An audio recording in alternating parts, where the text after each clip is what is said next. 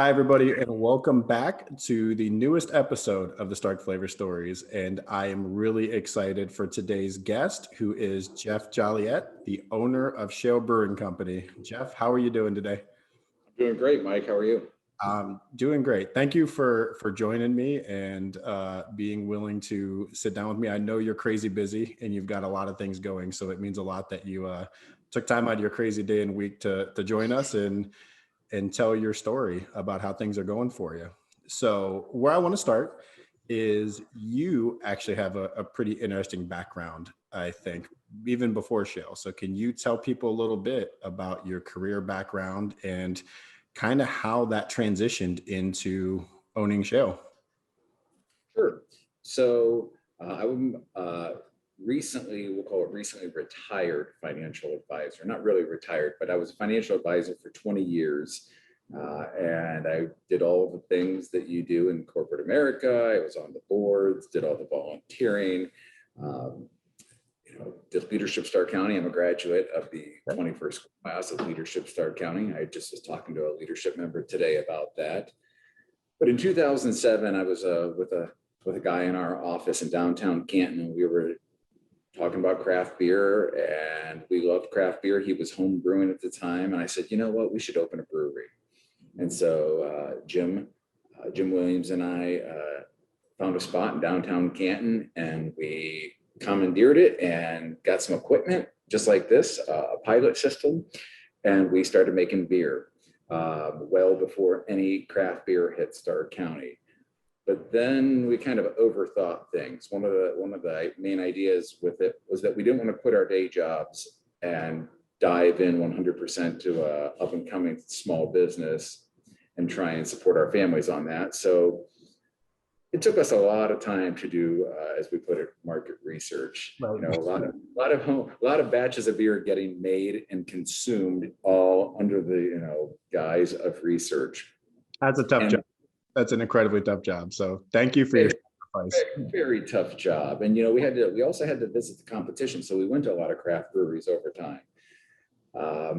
And it really kind of just stalled. It's amazing when you have an idea, but you're not in it all day, every day, how 6 months can go by and you're, man, we gotta make another batch. Right. Before you know it, we're into 2011 and then 2012, and we still haven't taken the product to market.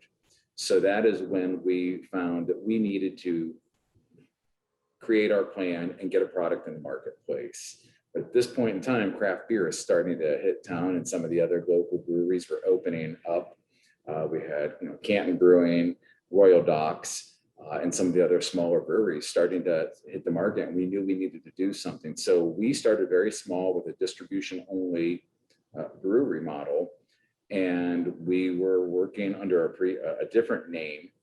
And some other competitors came into the area from out of state, and they used a very similar name. There's also a large football institution off of 77 using that same name. We were previously the Hall of Fame Brewing Company. And okay. The Hall of Fame Beer Company came to town. Gotcha. And it quickly created confusion in the marketplace. So we decided that it was time to have our first so-called pivot. And we tried to figure out what would be a good name. And of course, we threw dozens of names on the wall to see what would stick. And at that time, oil and gas was booming. And we thought, all right, let's go with Shale. We had a lot of fun picking names. We have our Deep Driller Porter and our Roughneck Red Amber Ale. And, we kind of played off that whole theme. And we distributed to accounts. We had 150 accounts around the state that we were self-distributing to, all while still keeping our day jobs. And then let's fast forward to about 2015-16. We knew that this was starting to take more time, and the business was shifting as well as more players entered the marketplace, and the industry was growing. And we knew that we needed a retail component. So in 2016-17, we created a plan to open up a retail space, and we shopped, we looked at building, we looked at places in downtown Canton, and faced many challenges. And ultimately, we ended up with the location that came available, which appeared at the time to be a turnkey former brewery on Whipple, on 7250 Whipple, the location of our current tap room. So we moved into that space. And at that time, I knew that it was going to start requiring a lot more of my attention. We had some other parties involved financially, and when we opened up our new tap room, the business changed significantly, and there were just several changes. And so by the end of 2018, it ended up that I was the only remaining partner who left, but we now had a tap room focus where we had essentially given up packaging and distributing, and we were focusing our sales solely on what we could sell out of our tap room and to a couple, what's called a half a dozen local accounts. But because our space is wide open, we found that we were popular for lots of group events. It was not uncommon for us to have groups of 40, 50, and 60 popping in for reservations to do their event there. And we've hosted weddings, retirement parties, bridal showers, you name it, we've done it. And we were really starting to book up solid with those things. And then I realized that I couldn't lead dual lives. So I knew that the writing was on the wall that I needed to more than likely end my financial services career. So I kind of set the 20-year mark as the moment that I knew I was going to do it. I joined another company. And when I joined that company, the idea was that I would transition out over time. And that worked out over 2019 and early 2020.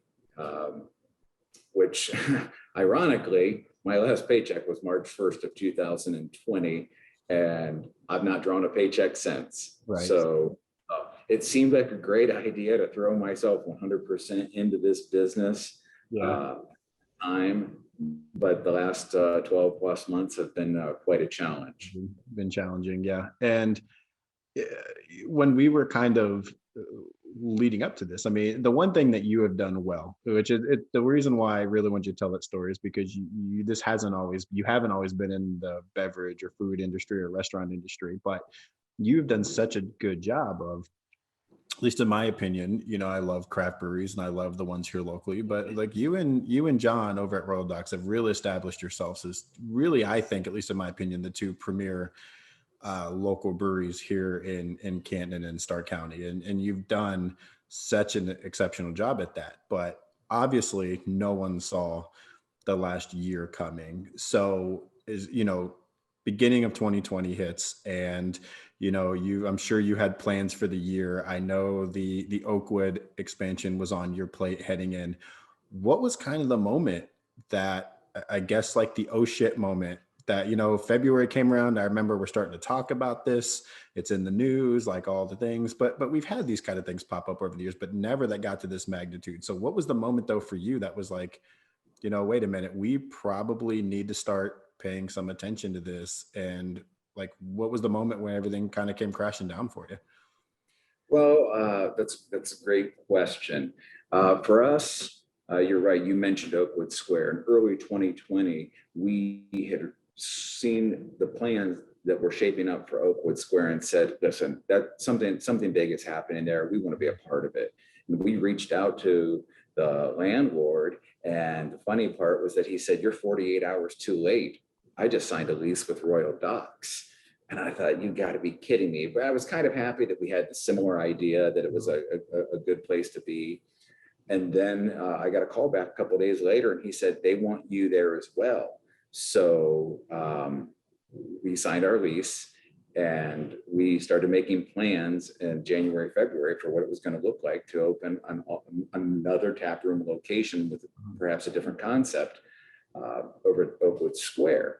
And then we heard about this stuff going on, people getting sick, this virus taking place. And we thought, okay, people are getting a little bit concerned. We're starting to see sales decline a little bit, and some parties are starting to cancel. And for us, I think when we started seeing people who had come in all the time that were now maybe not willing to take a risk, that's when it kind of hit.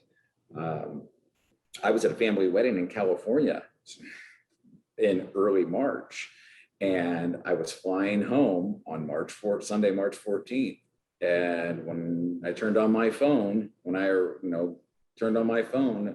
the order had come out that we were shut down. So that was, for me, that was it. Like, okay, we're out of business for who knows how long. Right. What are we going to do? And some people chose to pivot and find a way to stay open. But for me, I didn't want to put our customers at risk. I didn't want to put our staff at risk. I didn't want to ask people to do something that we were completely unsure of. So we closed. We closed for 3 months and 23 days. Right. And it was complete and utter devastation financially. We had no revenue for 3 months and 23 days. And we were coming into March, which was going to be typically the second biggest month of the year. St. Patrick's Day. It was like St. Patrick's Day, right around the corner. So we had ramped up everything for St. Patrick's Day, only to be, you know, I won't say it pumped the brakes because it was more than that. It was like crashing into that brick wall you're sitting in front of. So we just figured we were going to have to be good soldiers and wait and see what happened. And when we reopened in July, we had all new staff. Nobody returned. Well, I shouldn't say that. 2 people returned, one very limited part-time and one who ended up stepping up to become our new general manager. And we've been essentially fighting a staffing issue ever since then. It's very difficult to get people to come to work and stay. And it's very difficult to staff people in these current times. So we've kind of just been trying to figure out what we can do. And one of the things that we learned was that the outdoor space is critical. So, we tried to figure out how can we utilize the limited space we have on our patio under the social distancing guidelines.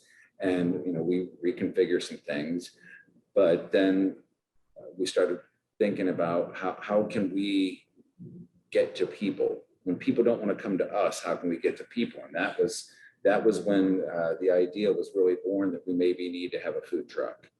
And we'd already talked about wanting to have wood-fired pizzas. And so an opportunity presented itself and we acquired our pizza trailer.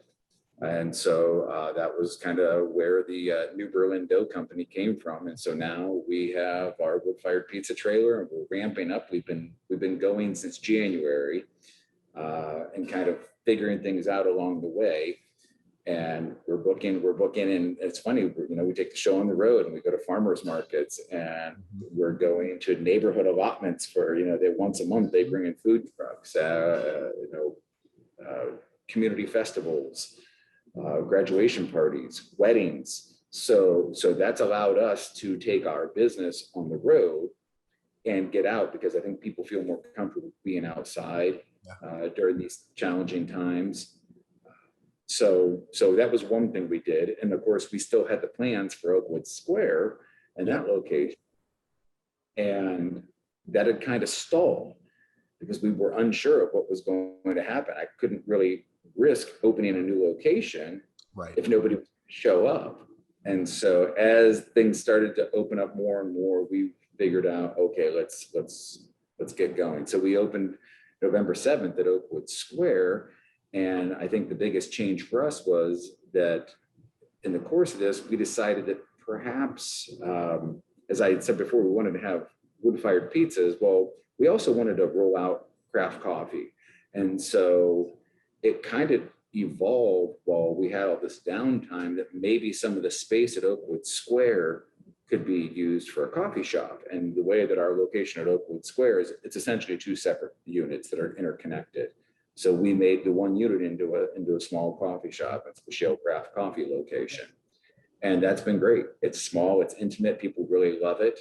It's great. And so that was another pivot that we were able to do. And that business is starting to really take off. So that being said, business is nowhere near where we expected it to be. When I say it's taking off, it's going in the right direction, maybe as a better phrase.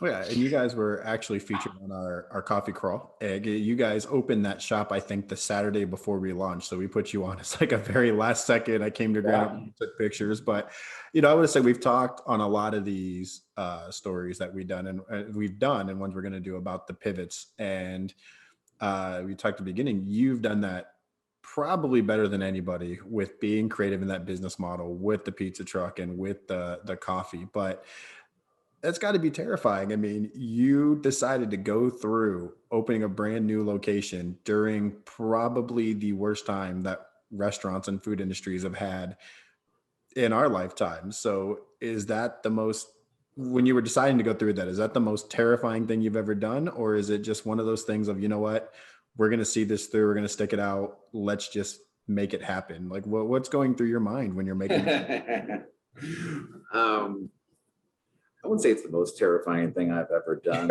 Sounds like it would be to me. That might be a conversation for another time. Yeah, another edition of the Stark Flavor stories. Yeah, catch me after a couple of beers at the tap room some evening, and we'll have that conversation. I received a lot of counsel. I work with SCORE, and I have a mentor at SCORE, and I've worked with a couple of other very successful business mentors, and I talked at great length about why we were opening a second location. And because we are focused on retail sales, having a second outlet for our retail distribution made a lot of sense, especially since a lot of the cost for us was already a fixed cost in the tap room space and in the brewery space. But, it was kind of the, if you build it, they will come sort of mentality. We're not out of the woods by any means. I think for me, the terrifying part was, okay, we've opened, we had a little bit of business, and now we're hitting the worst months of the year. January and February are traditionally the worst months of the year. And we hit January and February. And for me personally, this last 12 months has been financially devastating. I've had the blessing of my bank, my local credit union, DN Community Credit Union has worked with me and been very flexible. But essentially, I've had to fund this, use my home equity to fund this operation. And I told myself, if we made it to March and made it through March, we'd be okay.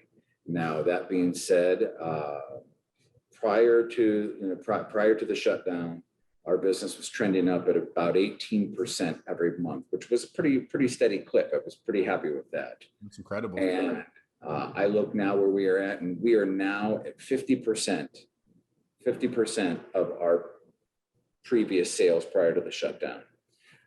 So things are trending in the right direction, because at one point we were 20% of prior sales. So things are trending in the right direction, but I guess the terrifying point for me is, do we run out of money? Right. And we've been very close.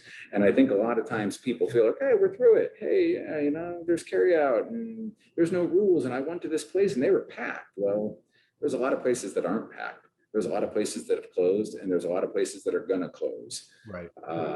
So for me, I think we've built it. I think we've tried to create something that people like and will continue to like. And we've tried to create a couple of different concepts. And it's, I've always said that, we're not just in the beer business. I said, I always called it the 3 Ps. And I said, it's the people, the place, and the product. And oftentimes, people say, oh, this is the greatest beer I've ever had in my life. And thanks, that's great. It makes me feel good. It gets warm and fuzzy. I'm a fan. But is it really? Maybe not the best beer you've ever had in your life, but you were with good friends and you had fun at the place. So when you combine the product with the people in the place, that experience is going to be chalked up in your memory bank as one of the best experiences you've ever had. So I think as people head out more, for us, the fear subsides, because you see more people starting to show up.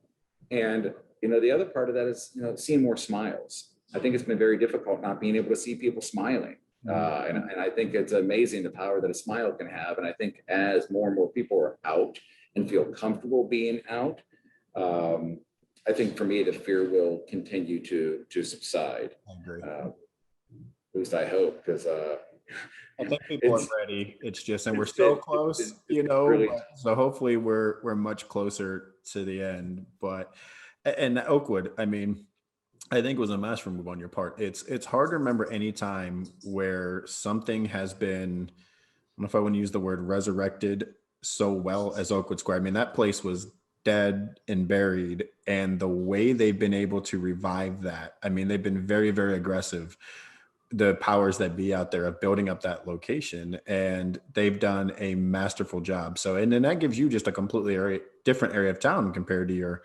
North Canton tap room. It's a great thing for those people out in that area to have that that Oakwood rebuilt the way it has. it's 4.4 miles, and they're worlds Feels apart. further than that, when you drive. When people go between locations, and it's funny because we have people who still go to the tap room who drive past Oakwood Square, and it's like they want to go see the people at the tap room. So that's great, but I want to give the Giltz family, Grant Giltz and Harry and their dad Harry, a lot of credit because they're from this community, and they partnered with Plain Township, and they are throwing what I feel like is everything they can I at agree. making this a success. I agree. We Um, actually just met with Brooke Harless last week, who's one of the trustees in Plain, and you just get the genuine excitement that the powers that be in Plain Township have about what that Plain Township, can be. Plain Township They is are open all for in. business. They I are feel like all in. And yes, they rolled out the red carpet, and they want people here. They want people yes, here. They want families here that are just enjoying living and being in this community, who come to work and raise their family here. They don't want to see them leave. And so I think that whatever they can do to build this up, they will do that. And the developer, I'm in contact with him a couple times a month. He reaches, and it's him reaching out to us to make sure, do you need anything? How's it going? Hey, we're going to do this. Hey, we're having an event. We're doing all these things. And so I've just never really experienced anything quite like it. It's refreshing. yeah, they have done a masterful job. So I know you're busy, and I've kept you quite a while. So last question, what's next for you Well, um, that you're allowed to tell us? You don't have to disclose super top yeah, secret things, but yeah, there's no, I mean, I want to see things get back to some level of normalcy, but I think the most logical thing would be another location. Um, I don't know what the concept will be, and I don't know, perhaps it'll just be another coffee location. But we want to kind of look at the market and see where it makes the most sense, where there's a need.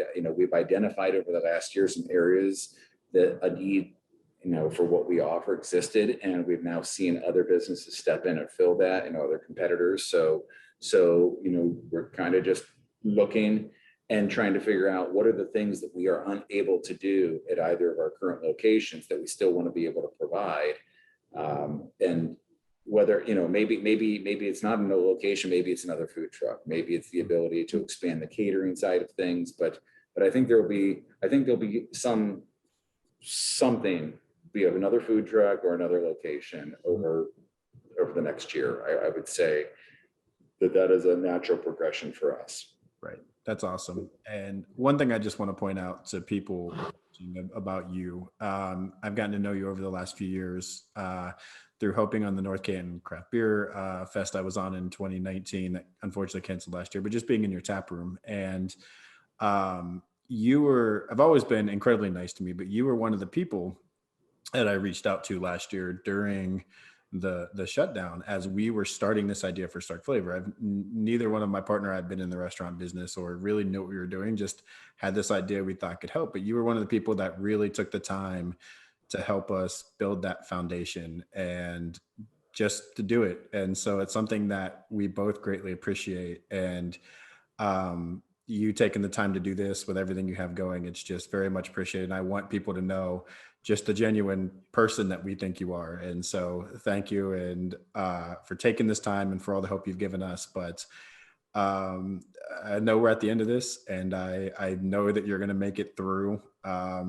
You just have the hard work behind it and the dedication behind it. So thanks for everything that you're doing, and keep your head up. But hopefully, Shale will be that mainstay for many years to come, because I really, really, truly believe it will be. So we hope so too, Mike. And thank you yeah. for having us be a part of this. Yes. So thank you so much. So everybody, thank you for joining us for another episode of the Stark Flavor Stories, and we will see you next time. Thanks, Jeff. All right. We'll see you.